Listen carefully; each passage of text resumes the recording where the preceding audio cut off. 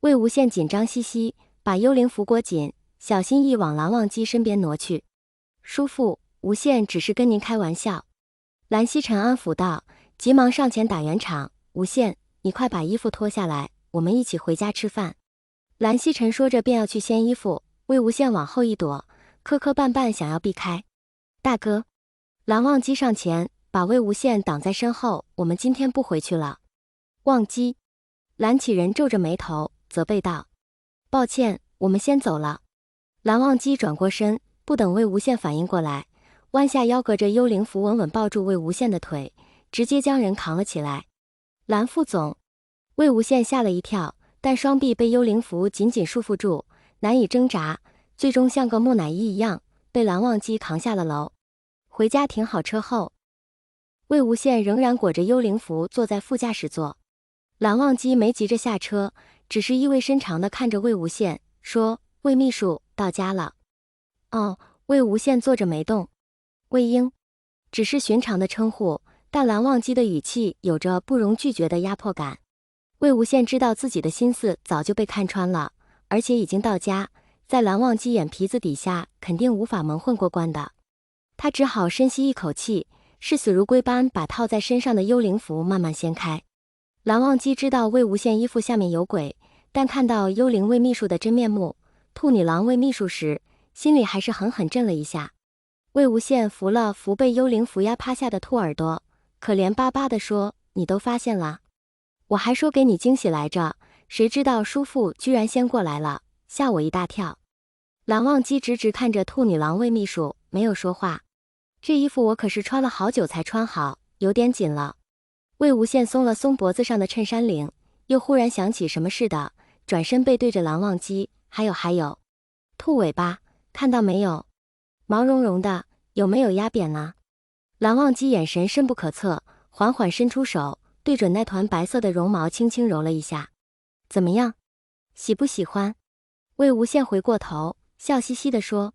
蓝忘机艰难地点点头，随即下车，开门，一套动作行云流水。待魏无羡回过神来，已经被人拎着扔到客厅沙发上。这是万圣节惊喜，不是什么夫妇情趣。魏无羡红着脸连忙解释，双手一伸想去推蓝忘机。乖一点。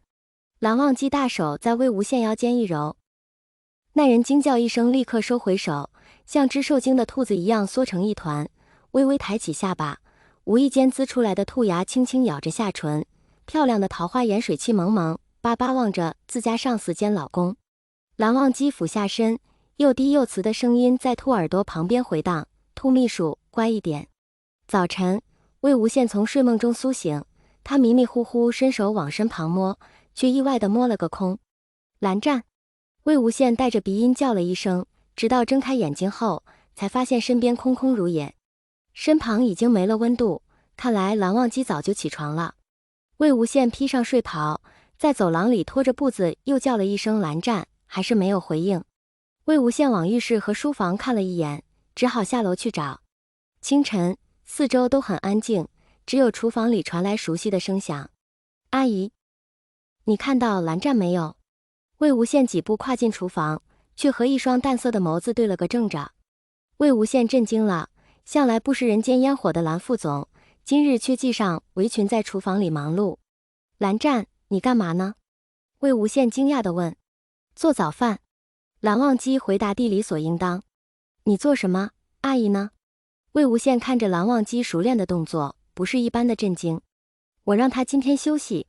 蓝忘机说着便催促魏无羡去洗漱，洗好下楼吃早饭。魏无羡迟疑了片刻，还是听话上楼洗脸去了。待他穿戴整齐下楼时，蓝忘机刚好端出一碗面放在餐桌上。从来都是喜欢吃西式早餐的蓝忘机居然煮面条，魏无羡来了兴趣。蓝湛，这是干嘛？魏无羡坐在餐桌前，闻了闻，还挺香。生日快乐，魏婴。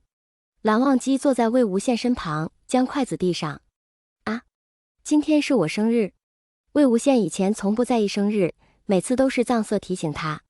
算起来，这还是他和蓝忘机结婚后过的第一个生日。原来是长寿面。魏无羡开心的不行，并不是因为过生日，也不是因为有长寿面吃，而是严肃干练的蓝副总会为了他亲自下厨煮面。蓝忘机轻轻拧了一下魏无羡的脸颊，又长1岁了，好感动。魏无羡声音有些哽咽，探过身子对着蓝忘机的脸就是吧唧一口，二哥哥最好了，快吃吧。蓝忘机看了一眼手表，还要去上班。啊，今天是我生日哎，可以不上班吗？魏无羡吸了一口面，赶紧撒娇道。蓝忘机喝了一口咖啡，看着魏无羡的眼睛认真道，不行。魏无羡倒不是真想翘班，看到蓝忘机还是一如既往的铁面无私，他倒觉得正常。来到公司后，蓝忘机先去蓝启仁那边汇报工作，魏无羡一走进办公室，就被桌上4个花里胡哨的礼物吸引了目光。生日快乐，魏秘书！聂怀桑、罗清扬和温宁忽然站起来冲他喊道。